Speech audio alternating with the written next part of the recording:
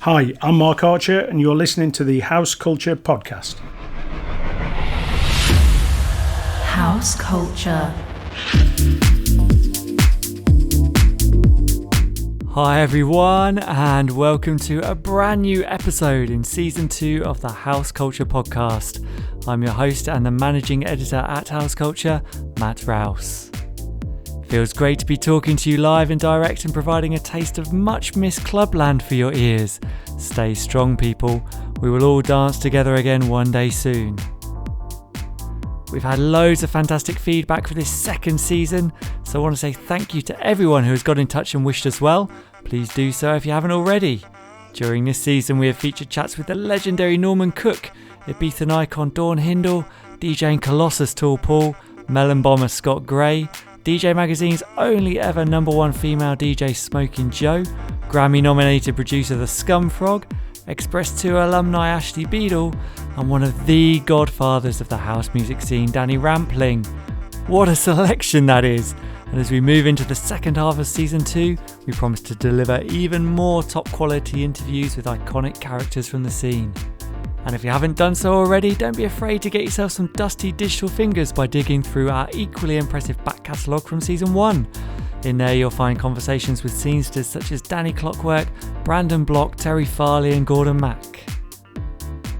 Also, if you've only just discovered this podcast and are wondering what house culture is all about, our credo is that we are a collective of house music fans who have come together through our mutual love of the beat to celebrate the spirit of house music.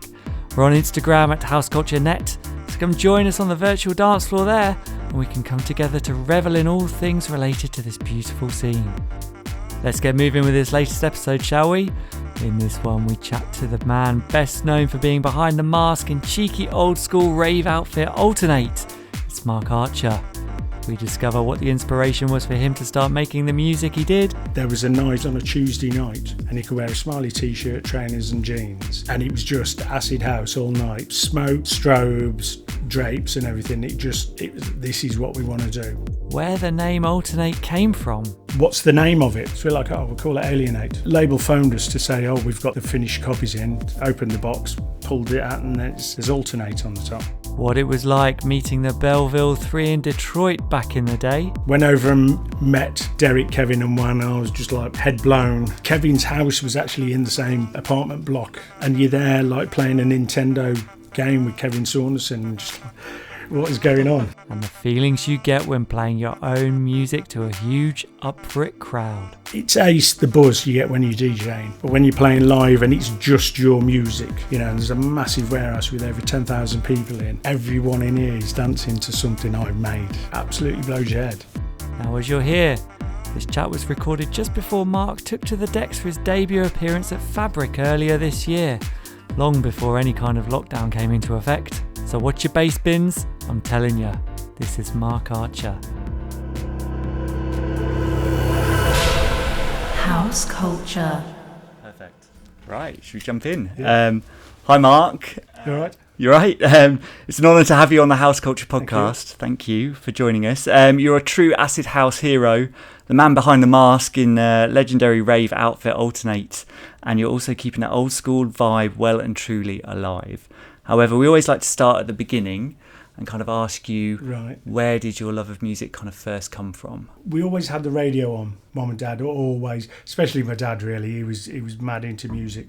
So the radio was always on. So I kind of liked everything that was on. So at that point I probably had quite a broad taste in music, but there was the odd bit towards the end of the 70s that kind of stood out a bit more, than others. But I only really thought about this, recently when we did the book. Yeah. You start thinking about why did I like that and when did I start to like this. So it's probably like disco stuff, and then really early hip hop like Grandmaster Flash, The Message, and bits like that. Yeah. And then I think I was probably about 8 or 9, and we moved from a really tiny little village where I was born and where we grew up to another small village, but you had to like heavy metal or you'd get beaten up. Right, okay. Pretty much.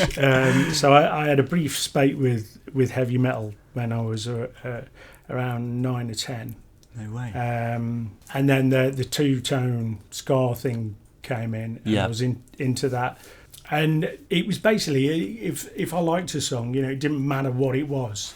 But I guess it was when early electro came out that I finally got into one kind of music and really followed that. But up until that point, it was dancing about a bit. Yeah, and you said you always had the radio on, so that kind of early electro sound. Where were you kind of discovering that, and how did you first kind of hear that stuff? I mean, apart from the bits that got played on the radio, like Rapper's Delight and The Message, there wasn't any underground radio stations that I listened to. I was probably a bit young for that kind of thing, so it was only really when I was at school, and there was a lad actually called Sean Lester, and he came into school with his sports bag with names of groups written all over them, and I thought it was some kind of goth thing. And he said, "Oh no, it's this new stuff called electro." And then the electro series on Street Sounds came out and started collecting those. Yeah. So apart from hearing the bits on radio, it's probably Sean Lester who really showed me that there was quite a bit of a thing going on. Thank you, Sean. Yeah. Though you mentioned those albums, those Street Sound albums, we interviewed Greg Wilson as well. I think he compiled one of those, the UK one, yeah. And I've heard so many people talk about, so many different people in the music industry now talk about those albums and say how incredible they were. And you still listen to them now, and they're great compilations. Oh, totally. I mean, I didn't even know about the concept of mixing.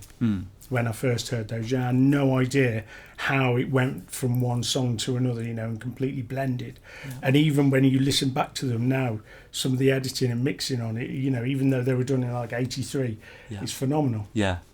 And so I suppose you were getting hold of those. Were you buying records, and how did that kind of come about in terms of you?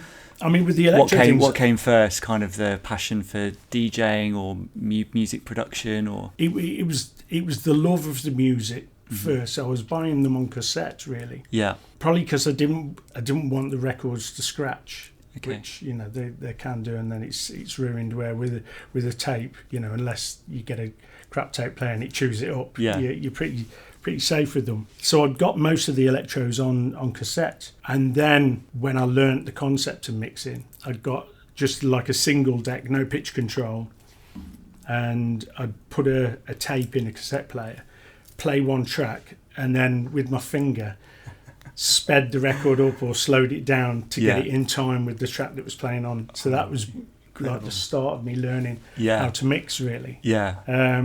So I was pretty young when I started. I was going to say, was that before you were going into any clubs or anything way before. Yeah. Way before then, Yeah, so you hadn't, I suppose, even at that point, you hadn't even really kind of witnessed someone in the mix, so to speak. No. You were kind of just doing it. I think Greg Wilson he'd been on, he was on TV, and then they had Herbie Hancock on, I think it was the Tube. Yes, yeah. When he did Rocket, and Grand Mixer DST was on there, and it's no way that's how you do it, because loads of people had grabbed the head shell and rubbed it across the record and, to make the noise. So it was only when you saw someone do it and then learned how to scratch, and then it was like trying to learn that, not knowing that you had to have a slip mat underneath the record. So I ruined the B-side of so many records. Yeah, I think it's a whole generation of people that have done that. Totally, flattened the grooves on them. I suppose, so was there a light bulb moment where you were like, okay, I want to start making this stuff myself? Or from listening to the electro records, there were certain things on the tunes that I didn't know how they did it. There's one record in particular by the Imperial Brothers called We Come to Rock, and it's got a cough sampled in it, but it's quite high up and plays a bit of a tune. So I always wondered how did they do it. Yeah. And I mean, I was probably 15, 16, and I saw a Casio SK1 sampler in the window of Dixon's.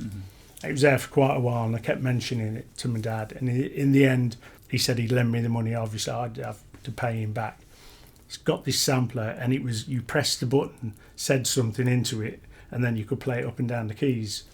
So I found the cough on its own, held it by the speaker, sampled the cough, worked out how they did it, and that was that was the whole reason why I got it, just to work out. Oh no, wait, that's how they do it. Yeah. So there was no planning like making music at all. Yeah, it's just, I suppose, just fun, isn't it? At that point, it was there's no real plan. Just a bit of curiosity. Yeah. And it wasn't until I bumped into a guy who I'd known from the breakdancing days, who he'd got a pair of decks, and he said, "Oh, why don't you come round mine sometime?" Somehow people heard that I got this keyboard. They obviously thought it was a lot better than it was. But he said, "Oh, bring that round." Yeah. And that's how we started making music. Yeah, yeah. Just as a laugh kind of thing. And what did you start off making kind of hip hop records? It was the kind of intention. We liked like house and hip hop, so we didn't want to do just one kind of thing. Yeah. I mean, we wanted to make acid house when we first got signed to a record label, but when we got signed by this label, total fluke. And I think it was Bomb the Bass was in the charts. Yeah. And the bloke who owned the studio, it was an old Northern Soul DJ. And he was chasing a hit record. So if there was a certain kind of music in the charts, that's what he wanted to do. Yeah. You know, rather than try and do something new, it was always so many months behind what was actually going on. So on this demo tape that we'd done, there was a bit of a cut up scratch thing, and he was like, "Right, I want you to do that." So the first track that we ever made wasn't something that we were aiming for really. It was more what he wanted, and we were just trying to, you know. We've been signed by a label, we can't say no. Yeah. Yeah, so... And it's absolutely terrible. Yeah, was it? Yeah. Some people like it, which is really bizarre, because when I listen to it, I cringe. Yeah. Is it out there available? Is it, I suppose, I mean, it's on YouTube, and it's probably in some long-forgotten bargain bin somewhere. What's it called? It's called So Damn Tough by Rhythm Mode D. Brilliant. I'll seek it out. Don't, please. And then, so what came next? Well, me and Dean, who I knew from the breakdancing days, we're doing the Rhythm Mode D thing, and then the studio owner finally let us do some acid house. So we decided to do, I think it was like 6 tracks, but make them by different names, so it looked like a compilation album. Okay. So we came out with like 6 totally different names, did this album. Never knew whether anything was selling or, you know, whether anyone liked it kind of thing. And that was like towards the tail end of 88. Then we thought we'd do something that's kind of like a bit more techno-y, a bit more Mr. Fingers kind of vibe. So we came up with the name Bizarre Inc. Yeah. And did an album. And then one of the tracks off the album we were going to release as a single. So did a hip house tune on the B-side, which was the first ever Bizarre Inc. release. Yeah. And it got to number 100 in the charts, which was like, well. Brilliant. And then I got kicked out of the studio. Oh. Yeah. The other guy wanted to go solo. Yeah. For some reason. Yeah. And I got booted out. Oh, no. So, and we were working at the studio as engineers at that point. So right.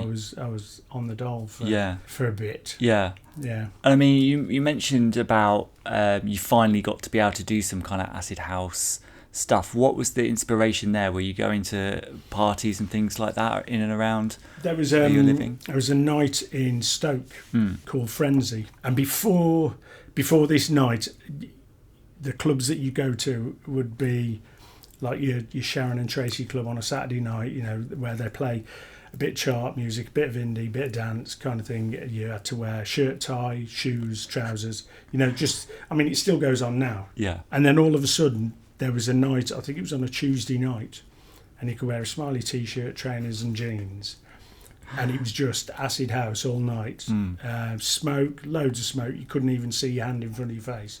Strobes, drapes and everything. It just turned everything completely upside down. It's like, I mean, we'd already heard, you know, acid house. We were collecting records and stuff, but this is what we want to do. Yeah.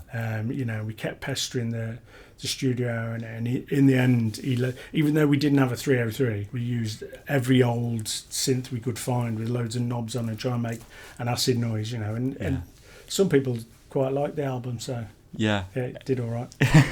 It's like that punk aesthetic, isn't it, where people are just grabbing all this stuff, not really using it for its the right things that it's meant to be used for. I mean, there was a bloke called James Hamilton who used to write for Record Mirror, and he coined the term acid because it wasn't technically acid house from Chicago. It was someone trying to make acid, but not quite getting there, but he was on the right lines. So. Yeah. And so you were being influenced at this stage by like the Mr. Fingers type, that kind of Detroit kind of sound. The Detroit and the Chicago. Yeah. And didn't you go out to Detroit to record some of this stuff? Well, we were signed to Blue Chip, which was this label in Stafford. Did the Bizarre Inc. thing. Left it a couple of months and then phoned the studio and said, I've got an idea for a techno album. And the bloke who ran the studio said, you're going to have to work with this guy because he can play keyboards and you can't. So had the studio for like a couple of weeks and recorded the first Nexus 21 album. Yeah. We probably did like a couple of techno remixes for the label, Blue Chip. And then towards the end of 89, the label and the studio went bump. I mean, Stafford's not a massively musical place, so there wasn't a lot. They were relying on bands coming into the studio to book studio time, and it was empty all the time. You know, we were just in there making demos and stuff. No way, just playing around. Yeah. You know, massive mixing desk and putting a silly voice effect on a microphone and filling a whole tape full of it. Just, you know, what you do when you're 19. You know? Yeah. So I thought that was it. You know, the end of the musical career. You know, we'd done the Nexus 21 album, and then I started going to a little club near Cannock and got talking to the DJ there, and I always used to take a copy of the Nexus 21 first release, the single. Yeah. Anywhere I went, I'd take a copy, you know, see if give the DJ a copy, and he pulled it out of his box. He'd already bought it. It was like, no way. So I got talking to him over the next few weeks, and one week he said that the blokes who ran Cool Cat Records, which is a label from Birmingham, they're starting a new label called Network, and they've asked him to be the A&R guy there. And then I think it was a week or two after, went up to chat to him again. He said, the bloke who runs the label's over there by the bar, why don't you go have a word? So when I spoke to him, he said, Nexus 21, we've got your album at the office. We were going to try and get in contact with you about signing to this new label. Wow. So it's pure luck again. Yeah. Signed to them at the beginning of 1990, and by April they'd sent us out to do Detroit, which was, you know, the massive inspiration for what we were doing. So it was all a bit surreal. I bet it was. Yeah. I mean, what was that? What was it like out there during that period? Did you see much of the city? Not loads. I mean, it was just, you know, we got there, stayed in one motel for one evening. It was a bit ropey. Moved to another hotel the next day. Went over and met Derek, Kevin, and Juan. And I was just like, wow, head blown. You know, absolutely speechless. You know, the three guys who were the reason why I was doing the Nexus 21 thing. And then Kevin's house was actually in the same apartment block, and you're there like playing a Nintendo game with Kevin Saunderson, and just like, what is going on? You know, it was all like really weird. Having a barbecue at Derek May's house, and you know, watching him mix a track down, you know, like live. We were sat in the studio and watching him doing it. It's absolute goosebumps. I was going to say, I bet it was inspiring. Yeah. You're seeing the people who actually invented that kind of music, you know, doing it there, and you think, what I'm doing is just not a patch on this. You know, like, need to up my game. Yeah. Stop messing around with these samples. Yeah. I mean, if... and I suppose, so where does kind of Alternate fall into its post Nexus 21? Where does that fit in? The label in Stafford, towards the end, we'd said, look, we've not received any money off any of the records we'd done. I mean, I'd done about 4 or 5 albums under different names. We've not seen a penny for anything at all. And the bloke said, well, the studio's supposed to be closed. I'm not supposed to be doing this, but here's the keys. You know, have a week's studio time.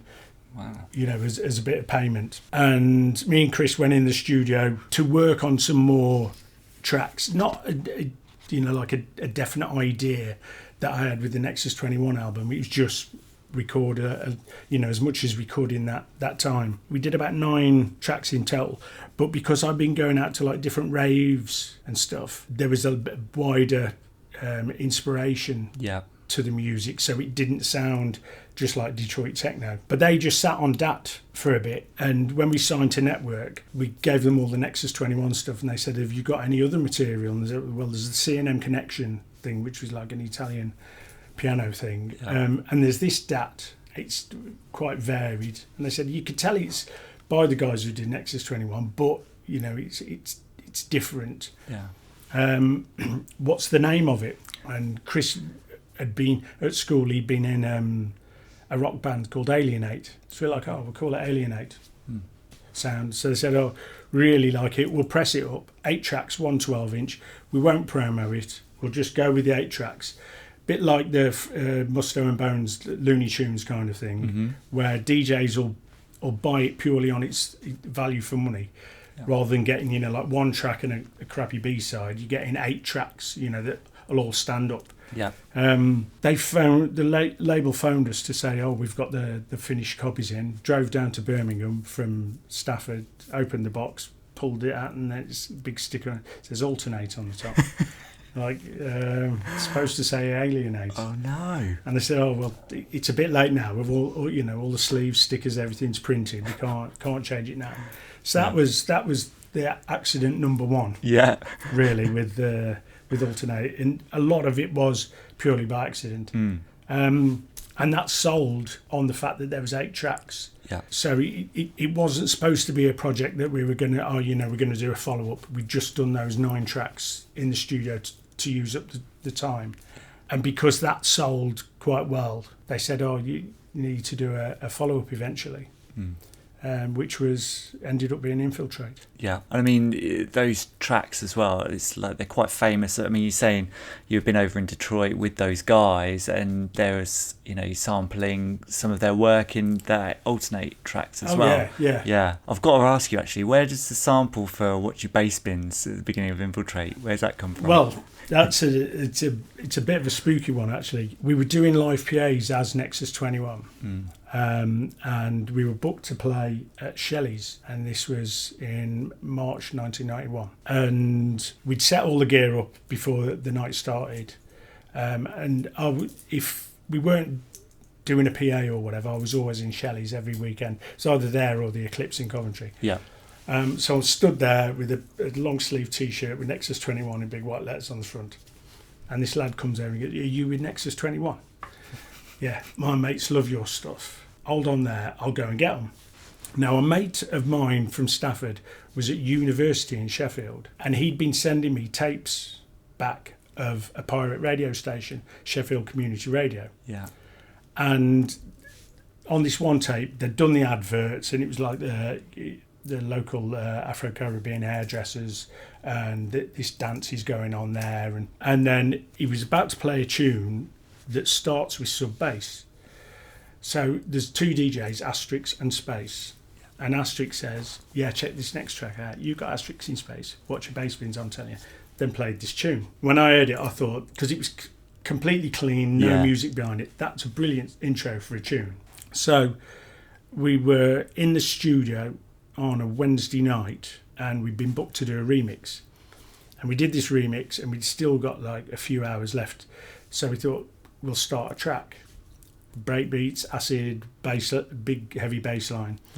And we used that intro. That Saturday was the gig, the Nexus 21 gig. Right. So like 3-4 days later, we're in Shelley's. The lad comes back with his 2 mates. This is Asterix in Space. Oh, no way. They're DJs from Sheffield. That's incredible. Yeah, absolutely mental. Wow. Yeah. Wow. And the Alternate look, it's almost iconic now, you could say. Yeah, it's a big mistake. Another accident. Where did the idea for that come from, and how much do you regret those wearing the hot boiler suits? Didn't think it through at all. I mean, again, just like Alternate wasn't a planned project. There was no we need an image and we need this. We were already doing live PAs as Nexus 21, and we played at the Eclipse. There was a Warp Records, Network Records tour. So it was like LFO, Nightmares on Wax, Rhythmatic and Nexus 21. So we played there, and there was me with an X stand with the 909 808 on, and I had a sampler underneath it. And Chris, and he had an Ensoniq SQ80 and a Casio CZ1000, and that was our live setup. And then we got booked because Infiltrate was on promo, and it was doing quite well. So we got a gig at the Eclipse again, and I thought, we're going to look exactly the same, not realising that most of the crowd aren't going to even be aware anyone's on stage. I thought people are going to feel a bit conned, so we need to cover ourselves up a bit. And my brother was in the RAF at the time, and I said to him, have you got anything that we can cover ourselves up with? I've got these 2 NBC suits in the wardrobe, vacuum packed chemical warfare things. Cut those open, cut all the charcoal out because of how heavy they were. So that took ages. There's a little flap on the front that I thought, that was right, alternate on that. So I actually coloured it in with Tipex and got a highlighter pen, made it fluorescent, and then did the outline in black so it said alternate. Because we weren't planning on doing any more alternate gigs. It was just this one, and that, we thought that'd be it. If you ever pull a hood up and pull the things to cover up as much as your face, you look a prize turnip. So thought, we'll get a mask, cover the rest of our face up. And because I like the whole acid house thing with the fluorescent, paint that, put an eye in it for alternate. That was it. And it stuck. I mean, the first 4 or 5 gigs that we did, we didn't even wash the suits because we thought each gig was going to be the last. And then it's like, we're going to have to get these embroidered because when we washed them, all the Tipex came off. My mask got sat on at a gig at the Hacienda. So it was sent off to be photographed, and that's the one that's on the album. So if you look carefully at the original album, there's a big crack down the nose because you have to paint them for them to go hard, otherwise they squash when you breathe. And the whole suit thing, just people were then, this is your look. You can tell it's alternate straight away, and people didn't even seem to realise that there is 2 actual people in there. When you see them, that's alternate. They didn't realise, that's Mark and that's Chris. Kind of thing. I mean, we hung around with Dream Frequency for like a week at a gig, and it was only when I put the suit on, he was like, no way, it's you. And what was the kind of reaction to those live gigs? And was it an incredible moment? I mean, it's ace the buzz you get when you're DJing, but when you're playing live and it's just your music, and like one of the first big gigs that we did was an Amnesia one at Donington Park. And there's a massive warehouse with over 10,000 people in. And you're halfway through a PA and you just pinch yourself like everyone in here is dancing to something I've made. And it absolutely blows your head. Amazing feeling. And it's just seeing that many people, dancing and going off while you're playing. The buzz was incredible. But it was so hot in those stupid suits. I mean, there's no air conditioning in any clubs back then. Absolutely boiling. It's a wonder I'm not stick thin. But yeah, and even now, playing, I try and keep the suit on as long as I possibly can. But sometimes it's too much. Yeah, it's got to come off. Yeah. Amazing. And yeah, didn't you guys appear on Top of the Pops as well? Yeah. What was that experience like? Surreal. Yeah. To be honest, because watching it as a kid, in the 70s and 80s, and then being told that Activate had gone in the charts, and they give you a midweek chart position. They said, "Oh, it looks like you might be doing Top of the Pops next week." Just, and you're trying to soak it all in. It's recorded in the same studios as EastEnders, so all the EastEnder casts are walking around. Doc Cotton and Jules and Ricky and all that lot were there. The Mitchell brothers were in the cafeteria. It was just, everything was just, and then of course there's like Tina Turner stood on the stage opposite you. Wow. And you just feel like that small because you're this little kid from Stafford and there's this massive world around you. Yeah, I was going to say, can you remember who else was playing on the episode that you were on? Well, on the first one, Rosala was on first. Yeah. Okay. Because they have like this, it's like an oblong shaped studio with a stage on each side.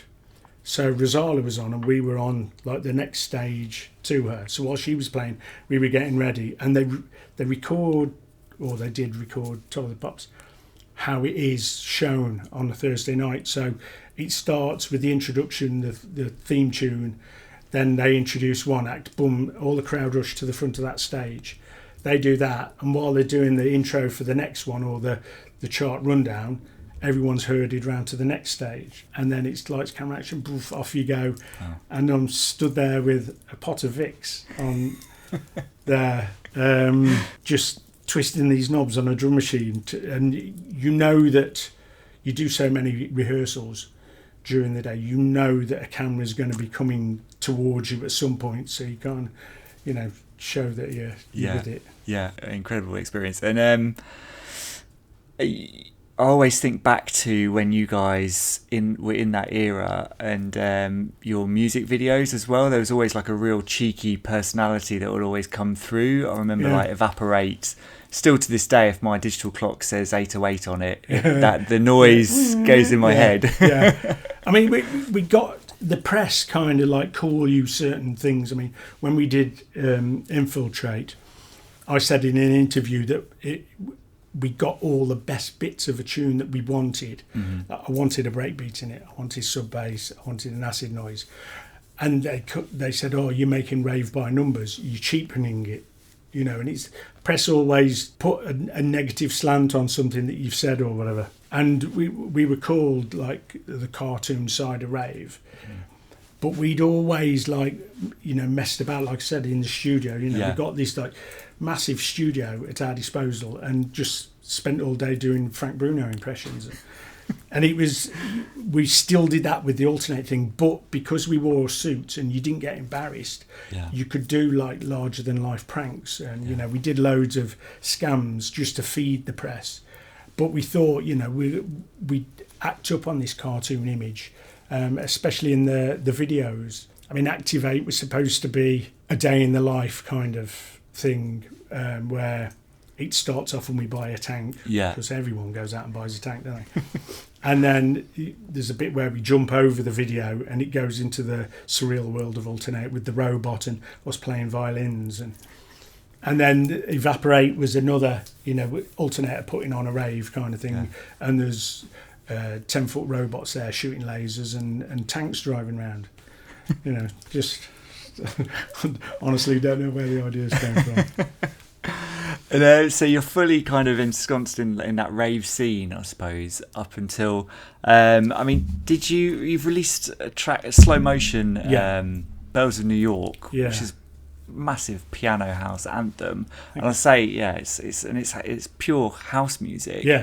Was it a kind of a conscious decision to step away from that rave side of things, or was it you just love all music and you just wanted to create? Well, I'd always been into like the house side of things anyway, got into house and the Detroit techno and acid and all the rest, and then the breakbeat thing, came in and we kind of got swept up with that. And then in 93, someone said, a guy who used to play back in 88 who I'd not seen for a while, he's playing in Stafford, and he was playing loads of American house, like Masters at Work kind of stuff, and it's like, wow, I've totally missed out on all this kind of thing. This is brilliant. Started buying loads of that kind of stuff, and then bumped into Danny Taurus, who was working at a record shop in Stoke, and he got a few bits of kit and was doing demos at his house. I was like, well, come down and we'll work on some stuff together.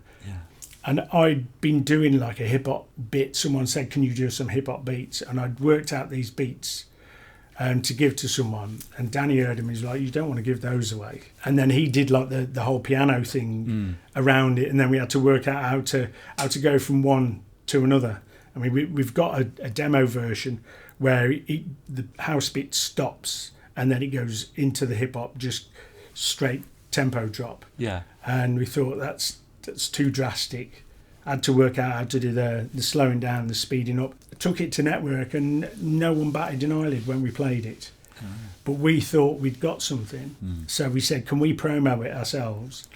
So made it look like an American import, had it shrink wrapped, put American names on it, and promoted it from my bedroom.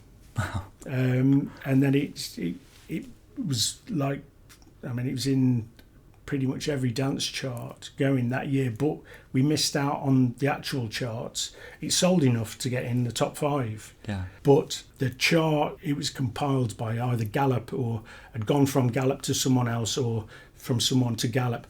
And all the dance shops didn't have the barcode scanner. So we sold records, but they weren't being scanned in, so we didn't get a chart position. Oh, no. So, yeah.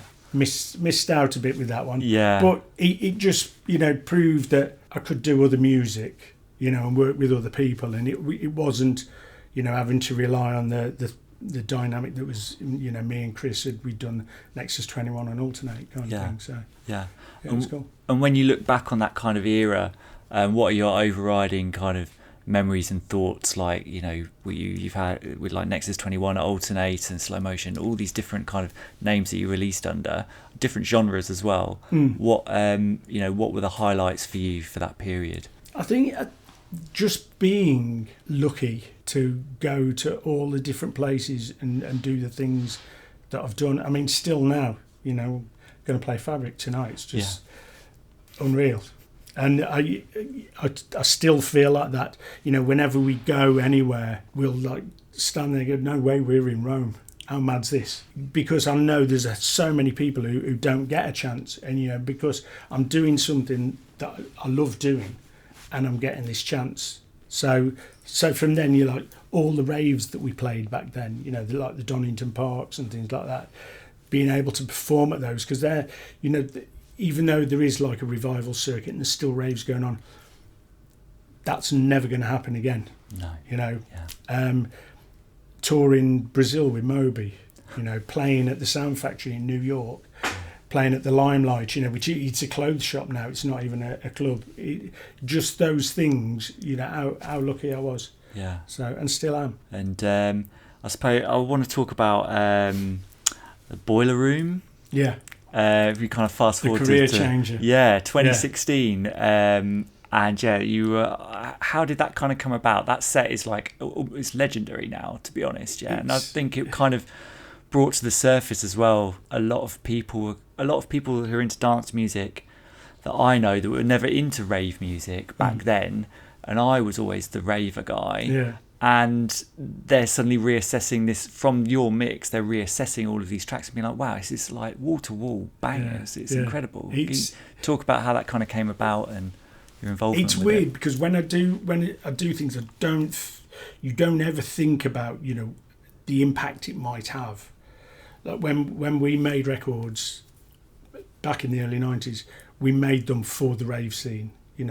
You're purposely making it to be played at a rave and hope it goes down. You don't think about some 11-year-old kid watching Top of the Pops and go, what on earth is this?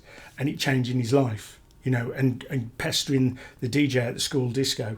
Can you play the 7-inch version of Evaporate? It's not something you ever think about until people tell you. Until people tell you years later, and it's like, whoa. And it's the same with Boiler Room. I thought because all the Boiler Rooms had been like, upfront music and it was, bang on techno and this and the latest things. And I thought no one's going to want to listen to me playing. And it was a Lone album launch party and Lone had said he wanted me to play. Yeah. But everyone, apart from Lone, who was, his stuff was very influenced by the rave scene. Everyone had played techno. Yeah. And it was an incredibly young crowd, and I thought, I'm going to go down like an absolute sack here. I'm going to play my first tune, and it's just going to ebb off after that. And by the end of my set, it'll be empty. Yeah. And it's a very nervy thing to do anyway. When the request to come in to do it, I thought, no, I shouldn't do this. And Nikki persuaded me to, no, this could be good. Yeah. Standing there with the camera pointing at you straight away makes you nervous. Yeah. And you can't just, when you've finished timing something up, stand there. You've got to try and look busy, you know. So all these people who knock you when you're touching this and oh your pots are hot, are they? You're just trying to look busy, like you're doing something. Because if you stood there and put your hands in your pockets, you know, turned round, had a drink or you've got a camera pointing at you. Yeah. And plus all the people who are like all the way around you, you know, and you're getting barged into, and you can't turn around and have a go at someone. There's a camera pointing at you. You know, you've got to be aware of everything that's going on. Yeah. And there was a girl actually for the entire set rubbing my back, and Nikki just laughed. Yeah. Someone said, "Can you see what's going on?" She said, "Yeah, it don't matter." And this girl's ex-boyfriend actually bumped into me in a festival last year, and he's like, "This is probably going to sound dead random, but there was a girl rubbing your back on the boiler room." No way. Yeah, all the way through. And then there was a bloke who leaned round and tried to start messing with the EQs and stuff. That's when they put a barrier up. Yeah. But so it sounds like the most stressful DJ experience. Yeah, you know, on top of you having to, you know, I can't mess this up. Yeah. But the set was years of playing, you know, sets in old school clubs, and then you'll put two tunes together, and it's a bit of a fluky mix, and that broke down and that one started. I remember that one. Yeah. And that set is just a set of fluky mixes over years put together, so these work. Yeah. And it's one of those, like I said earlier, you can play that set somewhere, and people even now say, you know, they'll book me and say, "Can you play the Boiler Room set?" And I'll play the Boiler Room set verbatim, and I'll come up at the end of that. It's really good, but it wasn't the Boiler Room, was it? Yeah, it was. It's all about context, isn't it? Yeah. It just, some places it just works. And when I played, you can see it on the video, when I played Expansions, and you could see the crowd, and it's like, oh. Yeah. I mean, like, giving these tracks to a kind of a new generation, are you kind of proud at like putting it in their ears? Well, I mean, with the old school thing, at the start of the revival thing, which started in like the late 90s, you just get the people who went there, and then maybe their younger brothers or sisters who couldn't go at the time but heard the music. Then you'd get the even younger brothers and sisters who were maybe 10 years younger than the one who couldn't go to raves, but had been given tapes by their older brothers and sisters, and had grown up on the music. So even though there's no way they could have gone to a rave, they know most of the tunes. And now you're getting people who their mum and dad used to go to raves, so all their life they've heard rave tapes and albums played, so it's like the music they've properly grown up to. So they know all the tunes. They're down the front singing all the lyrics, and you're like, how on earth, you're 18? How do you know this? But they've been brought up on it. But also, there's people who've never heard it before. I mean, people come up to Nicky and say, "What is this music he's playing? Is it some kind of like offshoot of breaks?" Yeah. No, this is like nearly 30 like the invention years old. of breaks. Yeah. And they've never. Wow, how have I never heard this? It's crazy. I've had people come up to me say, "This lad here is your new biggest fan. Last night he'd never heard of Alternate, so we thought, because he's coming to see you tonight, we'll play him some Alternate on YouTube." We've played him a load of Alternate, and then there's related videos, and he's just got fully stuck in, and now he's like, "I'm your biggest fan, mate. This stuff's amazing." And it's, you know, it's so nice that nearly 30 years on, you can still play tunes in clubs and it be relevant now. You know, if you look at a rave and you think 30 years before that, you play something from the 1950s at an Amnesia do, it's not going to go down. No, it's weird, isn't it? So I never thought my career was going to last beyond a year. You know, with the suits and everything, never thought. So 30 years later, to still be here, you know, playing stuff that I love. it's great, and people still responding to it and enjoying it. I think this stuff has kind of that longevity for me. Because it feels like it was made on the fly. It's a bit like pushed together in a sense. I mean, half the stuff's totally out of key. It chops from one thing to another because I can't get that to go in key, but it sounds all right if you just go from that to that. Yeah. And people with kind of no musical training at all, even if you had musical training, you would never dream of doing some of the stuff that people have done. Yeah, it's got that real kind of vibe to it. It was like dance music's punk, really. Yeah. But it's nice that it's still about. I'm probably going to carry on until people stop dancing. Yeah, and the minute they do, that's it. Well, yeah. I mean, you would think that it's like a generational thing, like you're just saying. It'll get to the point where the people who the next generation won't be interested in it, but they're totally. It still keeps finding a way, which is amazing. But there's so many of the original DJs, like Slipmatt and Rat Pack and Dream Frequency and Liquid, and they're all still out there, doing live PAs and DJing and keeping the spirit alive. Yeah, I mean, cool.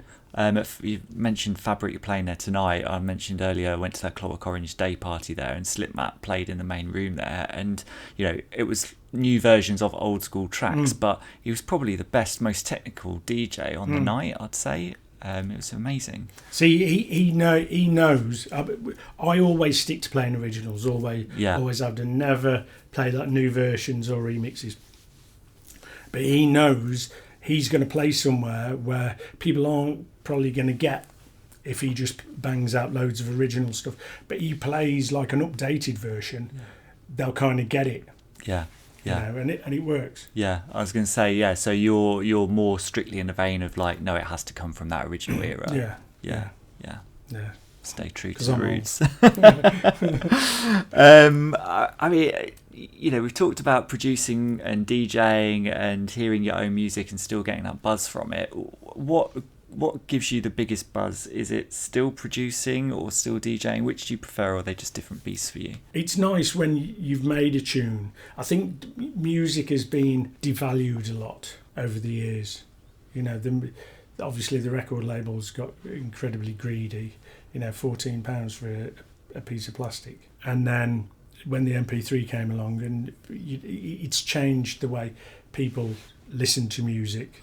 No one values it, like your £1.75 7-inch single, where it's like, wow, I've saved up my money and it's just download it. And whereas people now don't even seem to bother download, they just stream it as many times as they want. It's totally different. It's still nice hearing something that you've made played out, especially when you're not expecting it. I was going to say, where's the most kind of surprising place you've heard your own stuff? Well, I played at Free Rotation a few years ago, and XDB was playing in one of the rooms, and we were just outside the room, and it was like, hold on, that's one of mine, and I'd never heard it played out at all. Wow. I mean, it was a record where there was only 93 copies ever made. It was like a strictly limited edition thing, and then he's playing it, and it's wow to hear it, in a club and see the room full of people dancing to it. Again, the buzz is incredible, but also DJing, seeing everyone. How I thought it was going to go down at Boiler Room and how it actually went down.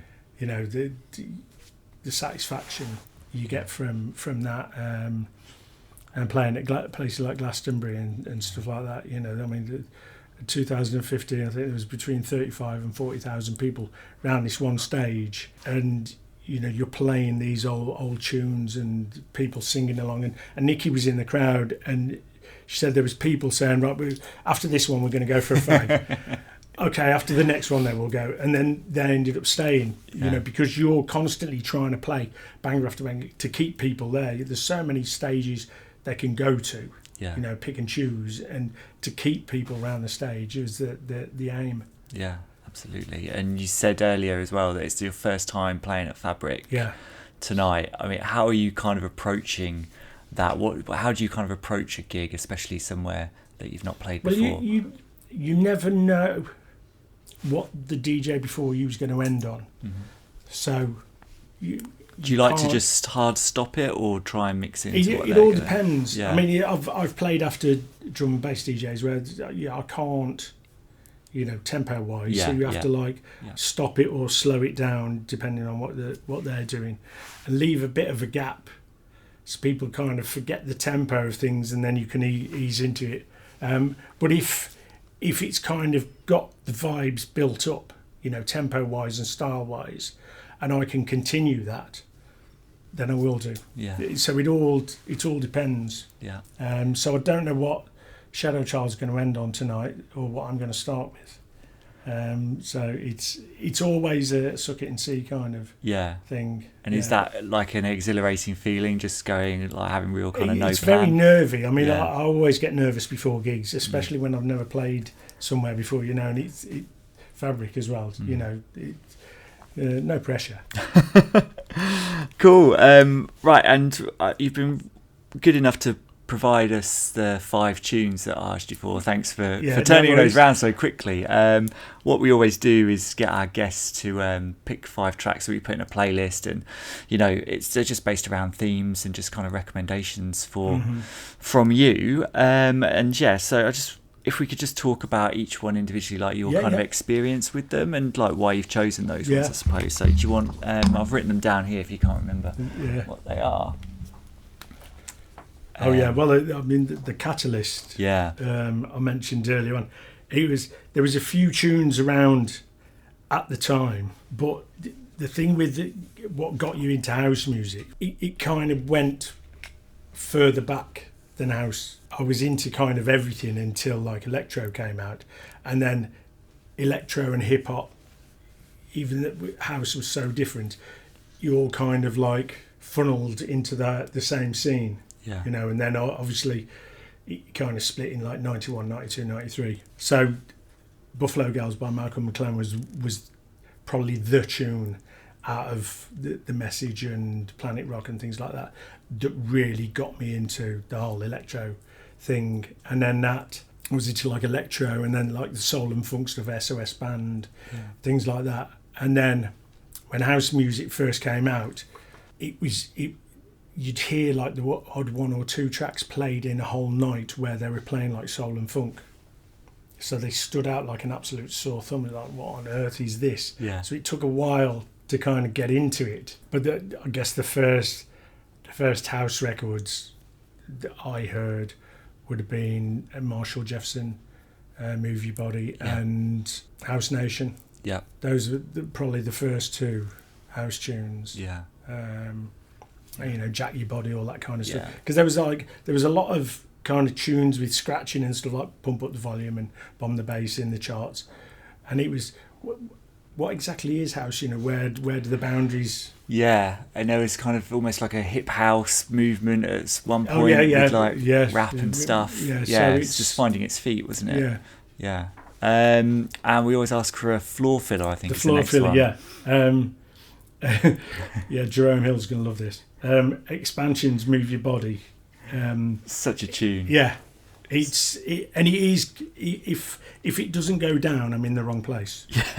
That's why I started the Boiler Room with it. It was like, if this isn't going to go down, then we may as well turn the camera off, guys. We're going. It's one of, like, there's that, and maybe like Outlander Vamp.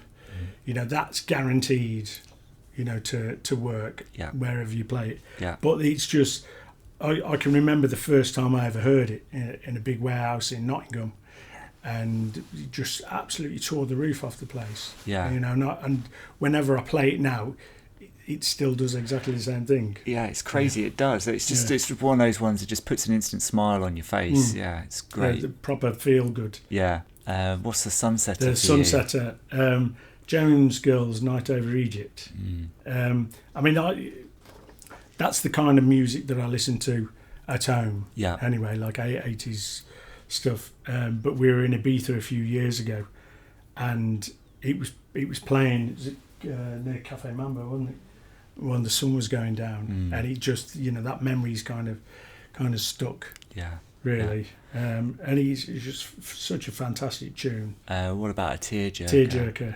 I said my dad was like massively into music.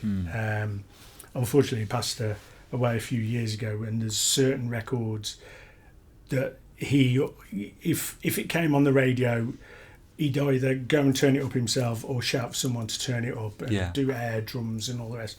And he was a singer with a local band, so he could hold a note. So, and this is Sad Cafe, Every Day Hurts, is one of his favourite tunes. So as long as no one plays it, I'm all right. But I mean, there's so many tunes that he used to play that, if you put like Stevie Wonder, or is it Bruce Hornsby in the Range? The way it is, he loved that tune, and Catch Me on the Wrong Moment and I'm Off. That's what music does sometimes, isn't it? Yeah. But that's the power of music. Yeah, absolutely. And the last tune, Prodigy Out of Space, it's guaranteed. Always such a brilliant tune. And one that everyone loves to sing along to it. And it's just a great tune to end a set with. And I saw a video of you on YouTube, I think, playing like a full-on Prodigy R.I.P. Keith like tribute. That was difficult. I was going to say, did you have much during the eras, the early days, the rave scene? Were you in amongst the same gigs as those guys? Did you get to know them very well? We only ever played the same gig once. Oh, really? So I only briefly met them. Just all right, and that was it. It tended to be with the groups like Shades of Rhythm. It'd be on a club like the week before you or whatever. So it'd leave you a note in the dressing room. So you kind of following people around the circuit. So never really met them, and only met Leroy properly in Tenerife just before Christmas. No way. You can't fault the first album at all. It's just absolute classic. I remember getting hold of that and it just being completely blowing my mind.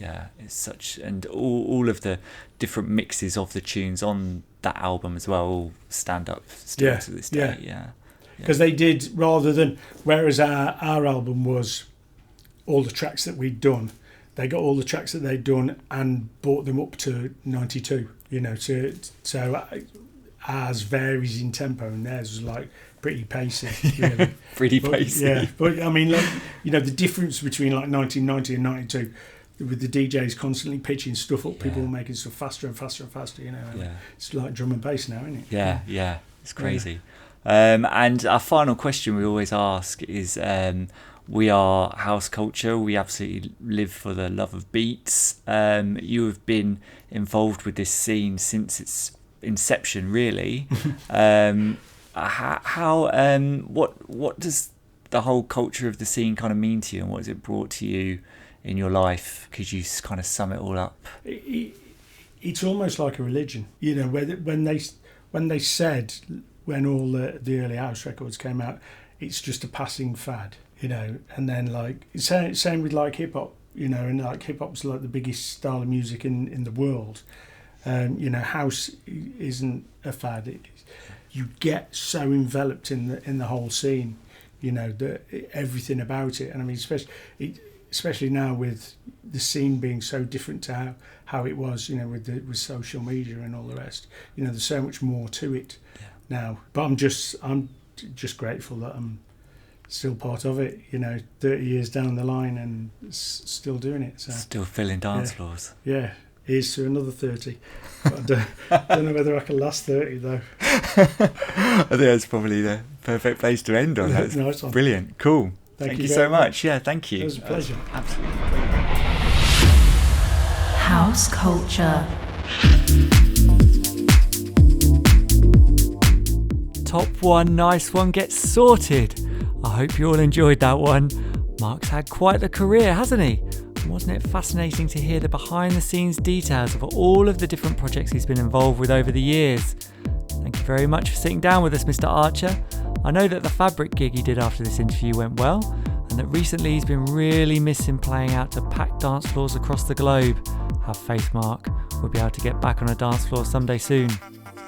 And if you enjoyed that chat and want to hear more about Mark's life, his book called The Man Behind the Mask is an excellent read that not only chronicles his life, but the development of the UK dance music scene as a whole. Also, you heard us chat about his Boiler Room set, which, if you haven't heard already, is a must listen as it contains banger after banger after banger. You will not be disappointed. Unfortunately, it's not on YouTube, but it is out there if you look in the right places. To hear Mark's choices for our playlist, please open up your Spotify player, search for House Culture Perfect Playlist, and there you'll not only find Mark's submissions, but choices from every guest we've had on both seasons of the podcast so far. There's all kinds of stuff in there, covering every facet of house music culture, so give it a shuffle and turn it up loud. Once you're listening to that, please help support this podcast by loving, liking, tweeting, sharing and rating or reviewing us on Apple. Please, it's really important and does make a difference, so get in touch. We'd love to hear from you, and if you say something nice enough, we'll give you a mention on a future episode. This time around, I'm shouting out to a guy who goes by the name of Chappers UK69. Chappers got in touch to tell us that he's loving the podcast and has just finished them all.